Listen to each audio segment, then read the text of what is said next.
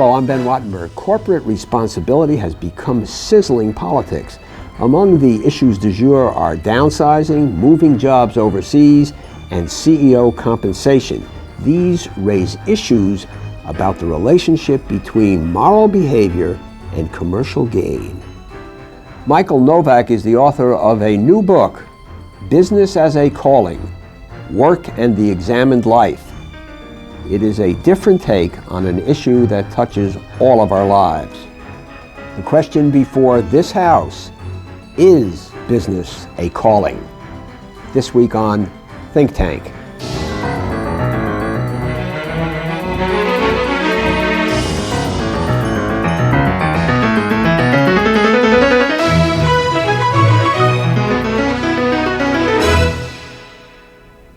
Michael Novak has written or edited more than 25 books about philosophy, religion, and culture, including his seminal work, The Spirit of Democratic Capitalism. He has taught at many universities, including Stanford and Harvard, and in 1994 he was awarded the Templeton Prize for Progress in Religion and cited as the progenitor of a new discipline, the theology of economics. He is currently the George Frederick Jewett Chair at the American Enterprise Institute.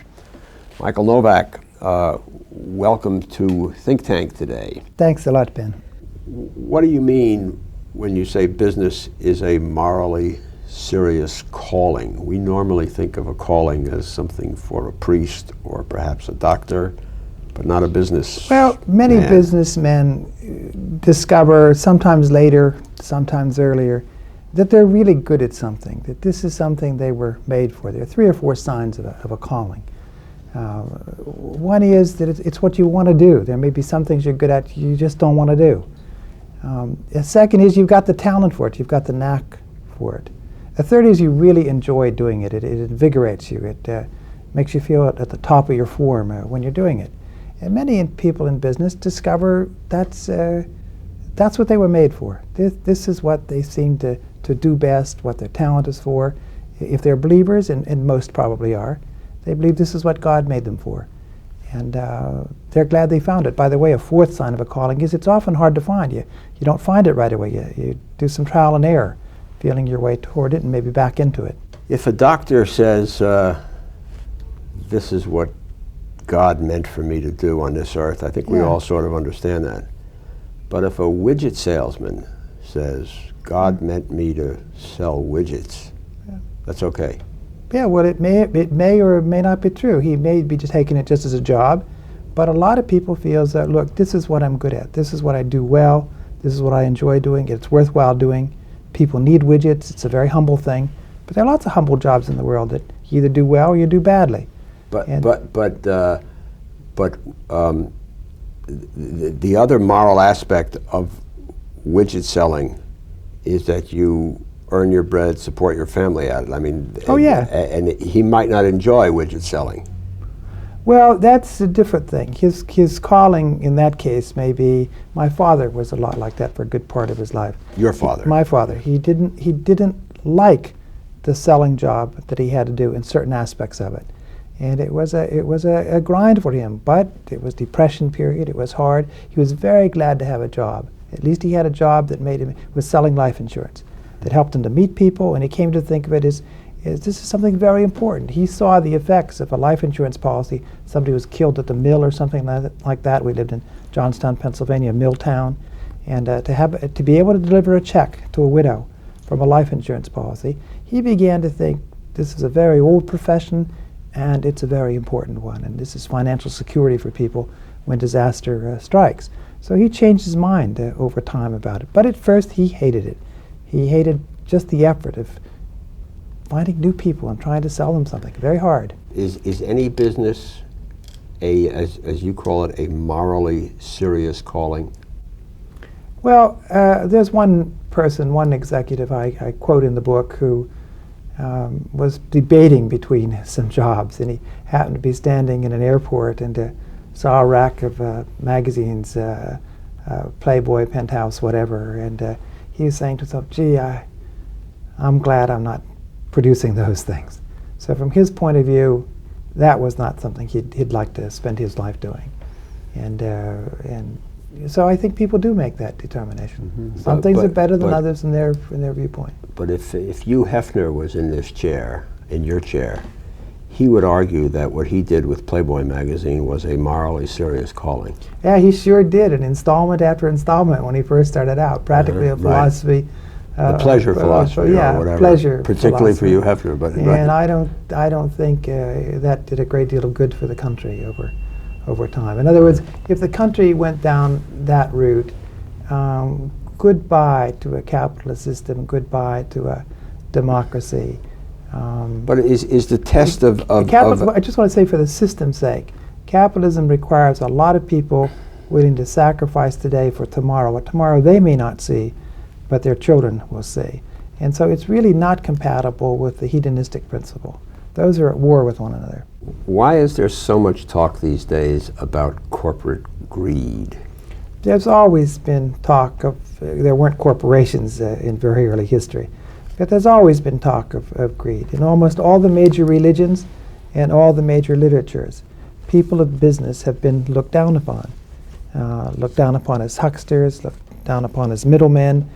I think it was St. Ambrose of Milan once said that God intended the seas for fishermen, not for merchants.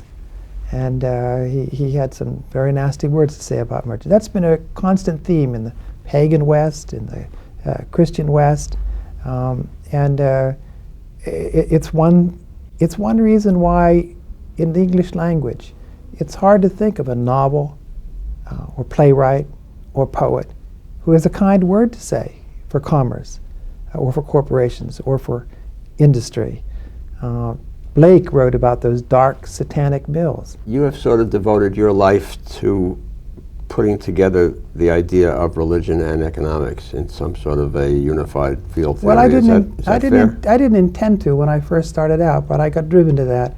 I did want to spend my time thinking about the connections between religion and society. Both Judaism and Christianity are culture-shaping religions. They're like yeast and dough, and they aim to make religion down to earth and relevant and part of everyday life. Earn your daily bread by the sweat of your brow. Very early in the Bible, that's the method. And this is holy work. So that sort of thing interests me. And how was it expressed in society? Now, most books on that subject, as you're coming through college and so forth, are written from a socialist point of view. Tawney and Fanfani and Max Weber on the Protestant ethic and greed and avarice. And the literary people despise it as these are people who buy and sell, mere commerce and so forth.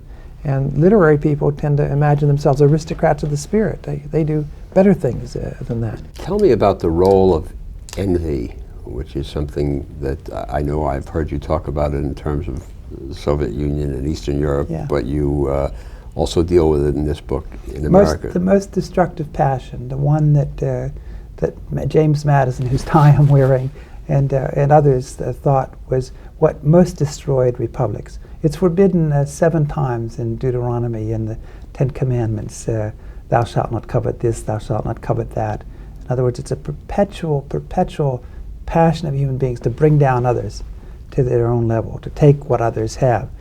And what was that story you used to tell about envy in the Soviet Union? That's a little bit roundabout, but a cannibal king captures a Frenchman, a Brit, and a Russian, and is going to boil them alive on Monday. They get to do whatever they want on the weekend. The Frenchman wishes a weekend with his mistress, no questions asked, no promises made. The Brit wishes for a weekend walking the fields of Oxfordshire with his setter, reciting Wordsworth and Shelley. And the Russian wishes that his neighbor's barn will burn down. So it's a powerful emotion in the former Soviet Union. If you tell that story in Eastern Europe, everybody roars. There's a deep desire to keep everybody even. It's perpetual, but it was reinforced by socialism, a kind of philosophy of envy. And so you have to be careful that in any republic that you don't nourish the seeds of envy. That's why I think executive compensation, if it's very high, even of ball players and so forth too, if it's very high, it starts generating the fires, stoking the fires of envy. which is politically destructive. You might have a very good argument for it. Michael Jordan is so good that he'll bring out more attendance than you're ever going to pay him. Just one game is worth 20,000 people. I don't know whatever the number is. And so you make a good economic argument. A CEO like Jack Welch of General Electric is 1 in a million. The right personality, the right financial talents, the right talents for understanding technology and for motivating people. It's hard to find people with it. You can make a good economic argument, but politically, it just raises the feelings of envy throughout the public. And you have to deal, if you want business to be allowed freedom, you have to deal with its political problem. Well, so should we accommodate the envy and say, therefore, CEO salaries should be limited because it's a political necessity? I don't know what the precise mechanics of the solution is. I know it's a serious problem. Our colleague, Irving Kristol, has been talking about this at least 20 years, that it was going to, and it wasn't so bad 20 years ago. It's going to catch up to business. And the procedures by which compensation is set need a really close look. Who are these committees? What's going through their heads? Aren't there other things we can give CEOs? Aren't there honors we can give them? If corporations don't have the will of a democratic people behind them, they'll be throttled. In most countries on this planet, you can't have free corporations. You know, free air for corporations is more rare than oil. What happens when the CEO improves the economic condition of the corporation by downsizing and throwing people out of work in East St. Louis? And then picks up $10 million in stock options, and the other guys are out looking for a job. Yeah, well, there are two main arguments here. The first one is the most destructive, evil part of capitalism as a system is the downsizing part. It's a system of creativity, a new technology. The underside of that is creative destruction, as the economist Joseph Schumpeter called it. A new technology puts out of business an old one. When I went up to Syracuse University more than a decade ago, it was not too long after, I think it was Maytag had a big plant up there. It was gone by the time I got there. New technology, they weren't building the kind of washing machines that they had for a generation or more. It just emptied out. Those jobs are gone. That's an evil, destructive part of capitalism. The only argument for it is a system which generates the new is better than the alternatives, better than the stagnation. But it's not good. And creates jobs. Yeah. And on the other side of it, we can do a better job now that technology changes so much more quickly, and now that we've come abreast that it's not on a 30-year cycle, it's on a 5 or 6 year cycle.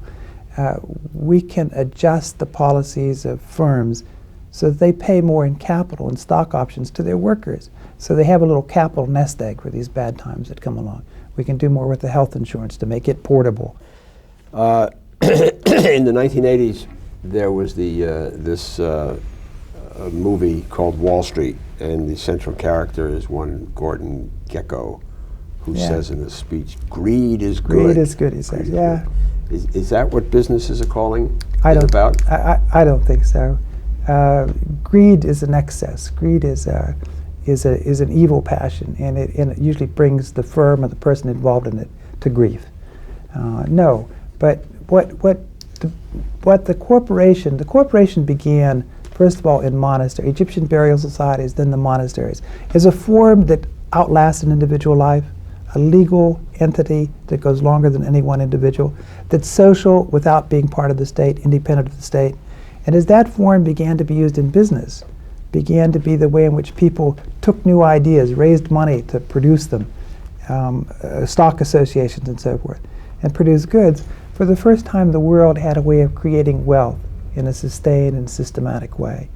And that meant for the first time in history you could take that biblical phrase, "The poor you shall always have with you," and understand it in a very different way.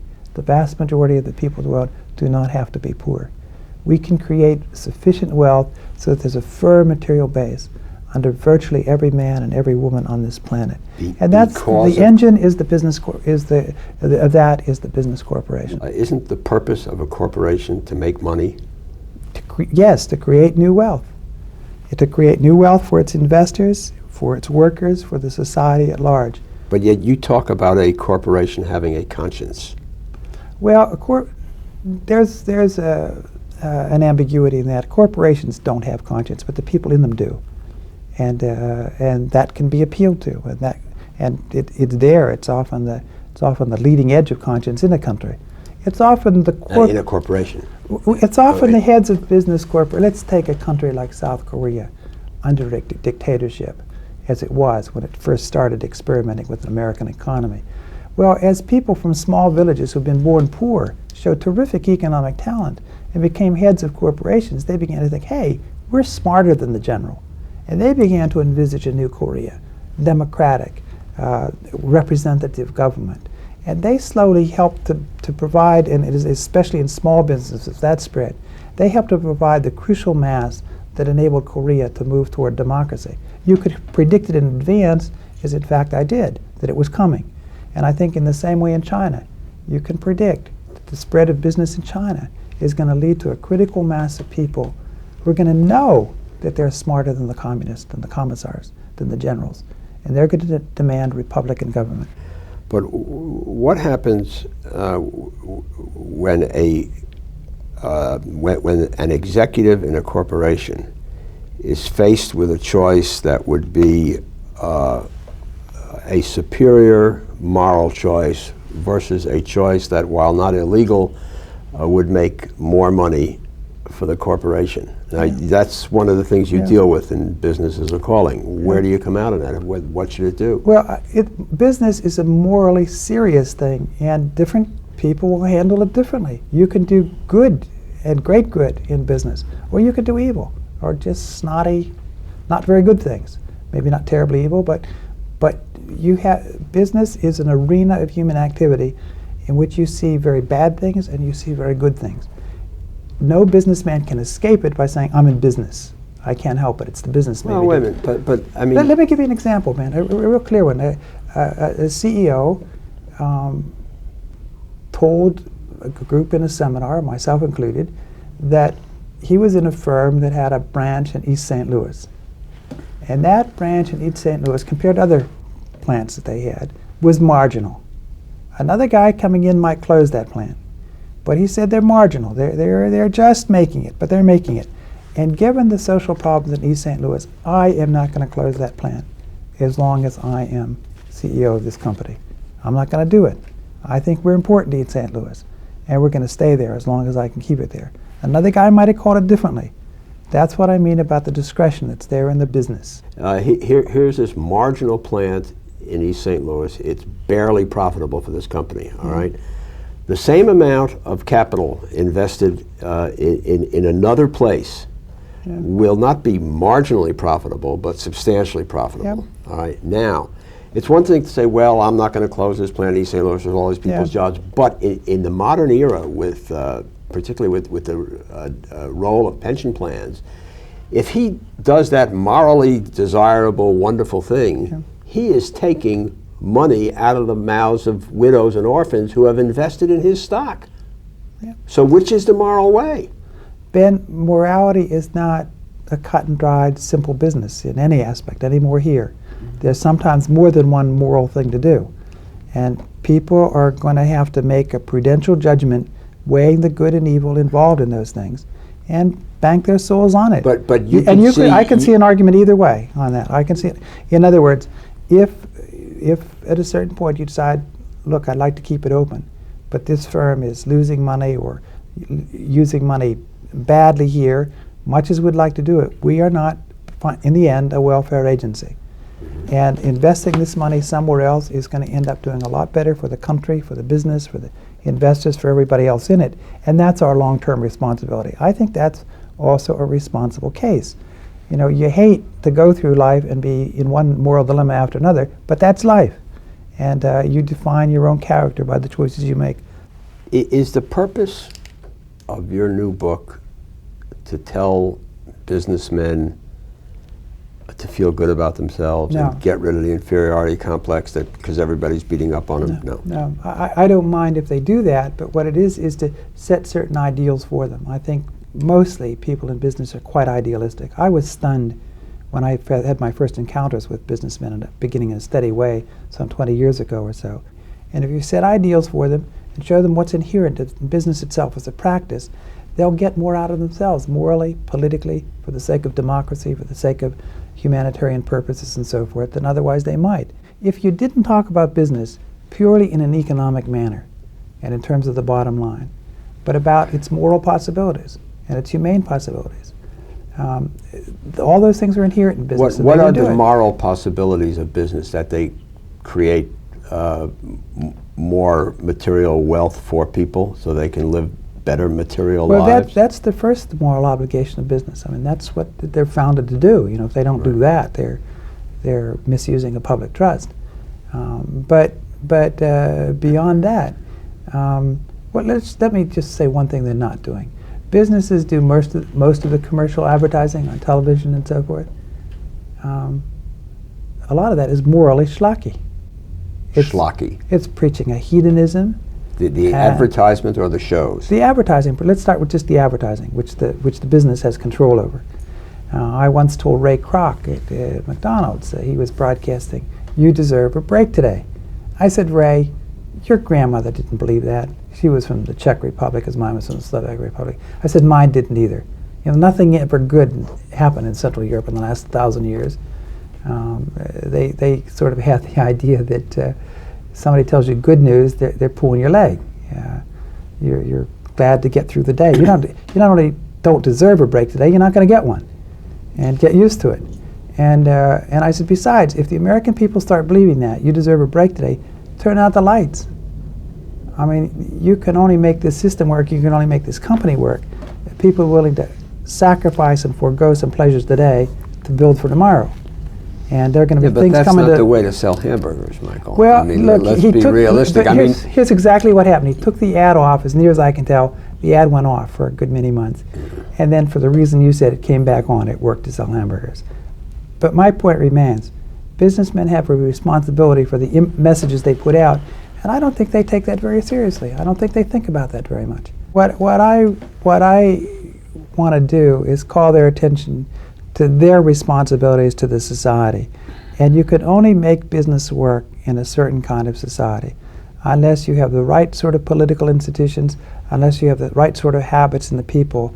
You can blow all the corporate hot air you want. It isn't going to work. There are lots of countries in the world where you can't get businesses going very well, a majority of countries. So you got to nourish the kind of culture that makes business possible in the first place. Which is a market consumption society. I mean, no, honestly, it isn't. People don't live by bread alone, and people work harder. People are honest. They do a good day's work in some cultures than in others, and that is a precious economic resource. The economists are asking, what's it worth to the Japanese to have the kind of work ethic the Japanese have? It's worth an awful lot. There are moral components that are a form of human capital of enormous value. We have them in this country, but we're losing them, Ben. You know as well as I do that in many, along many lines, this is not as morally serious, as morally rigorous a country as it used to be. And but I don't know that that's necessarily hurting our economy. Our economy, compared to the Japanese in this last half a decade or so, is doing pretty damn well, and compared to the Europeans. No, I don't want to undersell that, but at the same time, our companies are finding it harder and harder to recruit enough Americans for many different engineers, to name one subcategory. But AT&T and other communications companies are having a much harder time finding the kind of workforce they used to find easily. People who are literate, who are responsible, who have great habits about showing up, who have great courtesy with the public and so forth. Those things aren't as widespread as they once were. That's a great cultural resource which I think is being weakened. In any case, if I'm wrong, I just want the argument addressed and treated in a morally serious way. People will solve moral problems in different ways, but they are morally serious issues. Okay, thank you, Michael Novak, the progenitor of a new discipline, the theology of economy. And thank you. We enjoy hearing from our viewers. Please send your questions and comments to New River Media, 1150 17th Street Northwest, Washington, D.C. 20036, or we can be reached via email at thinktv@aol.com. or on the World Wide Web at www.thinktank.com. For Think Tank, I'm Ben Wattenberg.